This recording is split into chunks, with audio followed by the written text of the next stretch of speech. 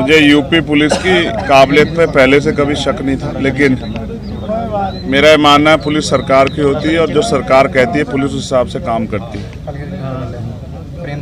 जल्दबाजी में कुछ पुलिस की तरफ से इस तरह के बयान दिए गए जो मैं समझता हूं कि जिनकी ज़रूरत नहीं थी, बिना जानकारी के, बिना ब्लास्टिंग रिपोर्ट के कह देना कि गोली जो है वो 315 बोर के कट्टे से चली और हमने कट्टे बरामद कर लिए, या बिना बहुत सारी जानकारियाँ जो तथ्य जो हैं उसमें हैं कि 4 नौजवान लड़के जिनको ये भी नहीं पता कि खाना किस तरह खाते हैं वो आके किसी पे गोली चला देंगे। और जिस तरह की पुलिस ने कहानी करके बताया कि भाई अचानक से टोल पर उनको पता लग गया कि चंद्रशेखर आ रहे हैं तो हम हमला कर देते हैं। तो हम उत्तर प्रदेश में रहते हैं, उत्तर प्रदेश की कानून व्यवस्था और उत्तर प्रदेश के सरकार के कार्य करने के तरीके और अपने राजनीतिक विरोधियों को निपटाने के तरीकों को भी हम लोग जानते हैं। किसी को सीबीआई ईडी इनकम टैक्स से निपटा रहे हैं, किसी को मुकदमों से जेलों में ठूस के जबरन झूठे मुकदमे लगा के झूठे गवाह तैयार करके निपटा रहे हैं, और जो उनसे नहीं बचे हैं उनको गोली के जरिए जो है निपटाने काम कर रहे हैं। इसलिए मैं अभी जांच के कई तथ्य हैं और जांच लंबी चलने वाली। मुझे उम्मीद है कि पुलिस बिना किसी दबाव के निष्पक्ष जो है वो इन्वेस्टिगेशन करेगी और इसके पीछे कौन है, किसने किसके कहे पे, किसके इशारे पे, किसने पैसा दिया, हथियार कहाँ से आए, ऑटोमेटिक पिस्टल्स कहाँ से वो बरामद हुई, कौन कौन इसके पीछे है, कौन मॉनिटर कर रहा था, कौन जो है रेकी कर रहा था, इन सब की जांच हो। इसलिए भी ज़रूरी है कि आज मेरे साथ है, कल किसी और के साथ ना हो, क्योंकि उत्तर प्रदेश में विपक्ष के लोग बड़ी मजबूती से जो है अपनी लड़ाई को लड़ रहे हैं। और ये तो उत्तर प्रदेश है, यहाँ तो चुनाव सजा होने के बाद पता लगता है कि डीएम साहब के दबाव में मुकदमे लिखा गया था, बाद में वादी मना कर देता, लेकिन तब तक बहुत कुछ बदल जाता तस्वीर। पुलिस के आज के खुलासे से आप संतुष्ट हैं या नहीं? मैंने कहा कि मैंने उनको पर्याप्त समय दिया कि वो अपनी कार्रवाई को, गिरफ्तारी की प्रक्रिया आगे बढ़ाए। तो गिरफ्तारी हुई है। मुझे नहीं लगता कि जिन्होंने इतना बड़ा हत्याकांड, तो पुलिस ने कहा ना, आपने सुना कि भाई वो हत्या करना चाहते थे, तो जो हत्या करना चाहता था उसके पीछे कोई बड़ा कारण हो, छोटा कारण नहीं हो, जिस तरह कारण को आप हवाला दे रहे हो। और मैं लोकतांत्रिक व्यवस्था में हूँ, संविधान को मानता हूँ। मैं जहाँ तक मैं मानता हूँ मैंने किसी का बुरा नहीं किया। आप सब लोग जानते हैं मैंने किसी को बुरा ना कहा ना किया।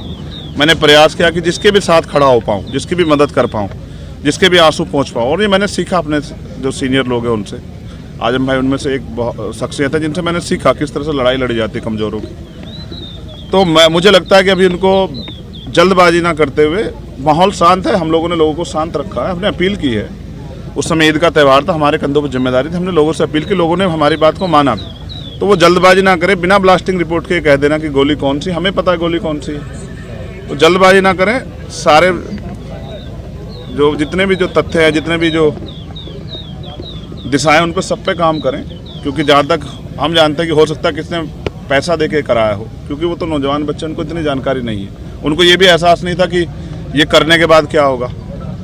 तो इसलिए इससे बहुत बड़ा नुकसान हो सकता था प्रदेश स्तर पे भी और देश स्तर पे भी। इसलिए मैं प्रयास करूंगा कि सरकार के दबाव में जल्दबाजी ना करें और जिम्मेदारी से जांच को आगे बढ़ाएं और सभी तथ्यों पर जांच करें। और मुझे अभी भी पुलिस के कुछ अच्छे अधिकारी हैं, उनकी कार्यशैली भरोसा है कि वो सरकार के दबाव में काम नहीं करेंगे।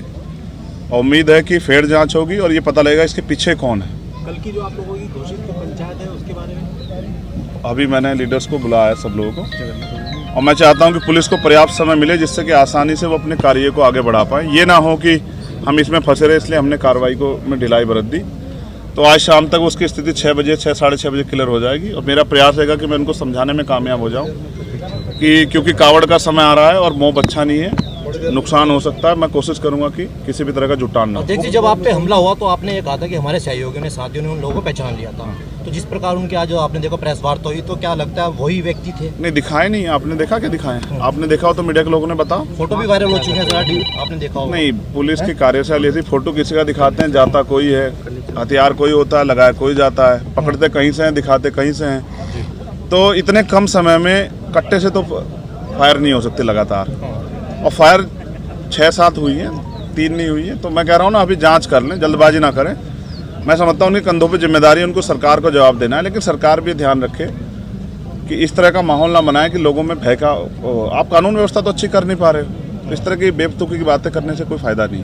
तो मुझे उम्मीद है कि पुलिस जाँच की इसको सही ओर ले जाएगी और जांच को भटकाने का काम नहीं करेगी। उप मुख्यमंत्री ब्रजेश पाठक कह रहे हैं कि चंद्रशेखर तो मेरे भाई की तरह है और हम उनको सुरक्षा मुहैया कराएंगे।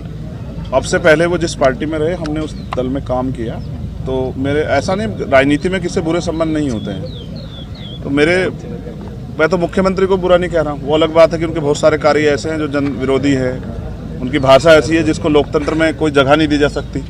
लेकिन फिर भी मैं कहता हूँ कि ठीक है, उनको अपनी सरकार, जनता ने बहुमत दिया, चलाएं। और किसको सुरक्षा नहीं देनी है, किसको देनी है, तो सरकार को तय करना है। मगर अब तो पुलिस सुरक्षा में हत्या हो रही है। अपने अतीक और अशरफ भाई की हत्या के बारे में देखा किस तरह से हुई। पुलिस ने डिफाइन कर दिया, जस्टिफाई किया कि अपराधी थे, माफिया थे, लेकिन वो मेंबर ऑफ पार्लियामेंट भी रहे थे। फिर संजीव जीवा की हत्या, चलो उनको भी आप कर दोगे जस्टिफाई। अब चंद्रशेखर को कैसे जस्टिफाई करोगे? पिकेट 20 मीटर पे पिकेट है, पुलिस खड़ी है, और क्या इंटेलिजेंस है? अब इतने हमारे सामान्य नेता हैं, रास्ते में इनके साथ कोई हादसा हो जाए, कौन जिम्मेदारी लेगा? क्या नेता घर में छिप जाएं, लोहे के बॉक्स में बंद हो जाएं? तो जनता का आदमी जनता के बीच रहता है। भविष्य में ऐसी घटनाएं हो सकती हैं। जब तक पूरी कलह नहीं खुलेगी, वो आखिरी जो उनका मास्टरमाइंड वो नहीं पकड़ा जाएगा, उसको नहीं सामने करेंगे, तब तक नहीं पता। जिसने फिरौती ले रखी है, मुझे ऐसा लगता है उसकी मालिक की बात पूरी कल फिर करवाएगा। तो मैं हर खतरे के लिए तैयार हूँ, लेकिन मैं भी जनता के बीच जैसे रुकूंगा नहीं, मैं जाऊँगा जनता। पुलिस कह रही है कि जो मोटो था इनका गोली चलाने का, वो ये था कि चंद्रशेखर जो देश के अंदर अपने बयान दे रहे हैं, हम उनसे आहत थे और हम लोगों को बड़ी तकलीफ हुई। मोटिव क्या था? यही बता रहे हैं कि उनसे हम लोग वो हो गए। ये तो उनका विचार है, मोटिव हत्या करना था ना, ये तो सत्य है ना। ये तो नहीं था मैंने किसी जानबूझ के करा लिया। ये तो यूपी की पुलिस है ना, सरकार। इस तरह की बात भी चली कि शायद चंद्रशेखर ने वो लेने। चलो ये तो स्पष्ट हो गया ना। अच्छा, वो ये नहीं कहा कि ये चंद्रशेखर के ही लोग थे। ये चंद्रशेखर जाति के एंगल पे मैं नहीं जाना चाहता। अधिकारियों ने 1 सेकंड में टाल दिया। मुसलमान होता कोई गुजर जाट होता, तत्काल नाम लिख के चलाते। तो मेरे उसमें एक बात और भी आई। एक सेकंड रही बात पुलिस की और उसकी, तो मैं फिर कह रहा हूँ कि कानून व्यवस्था सबके लिए अच्छी होनी चाहिए, चंद्रशेखर के लिए नहीं, सबके लिए होनी चाहिए, अंतिम व्यक्ति के लिए। और वो माहौल नहीं दे पा रही सरकार, इसलिए मैंने मुख्यमंत्री का नहीं संभाल पा रहे तो दे दो इस्तीफा। आपके यहाँ भी अच्छे लोग हैं, उनको दे दो, वो चला लेंगे। ठीक है, मुख्यमंत्री जो भाषण देते हैं उनका असर होता है। कहो तुम थक गए हो, हैं? सवाल इशारा कर रहा हूँ, बार रोक दो। हवा हो जा रही है बच्चे की। हवा टाइट हो रही है हमारी, हाथ पकड़ के बिल्कुल।